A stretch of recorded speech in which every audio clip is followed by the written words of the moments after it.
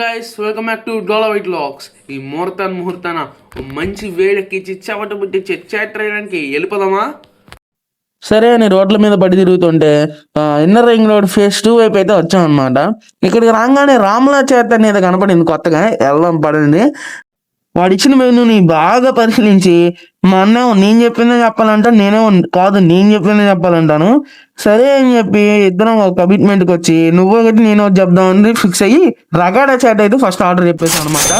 ఈ ఐటమ్ అయితే ఇప్పటివరకు ట్రై చేయలేదు, సో ఫస్ట్ ఆఫ్ ఆల్ ఇదే ఆర్డర్ చేసాం. నెక్స్ట్ వచ్చేసి ఒక మసాలా పావు బజ్జీ అయితే ఆర్డర్ ఇచ్చారనమాట. మసాలా పావు బజ్జీ అంటే ఏదో అనుకున్నా కానీ ఇది కొంచెం డిఫరెంట్గా చేసేస్తున్నాడు. ఇలా అయితే నేను తింటాం మాత్రం ఫస్ట్ టైం అనమాట. సరే అని చెప్పి ట్రై చేద్దామని, ఇప్పటి వరకు తినందే మనం ట్రై చేద్దాం, మన స్పెషాలిటీ కదా. నిమ్మకాయని మాత్రం ఖచ్చితంగా పిండుకొని సరే అని చెప్పి ట్రై చేశాను.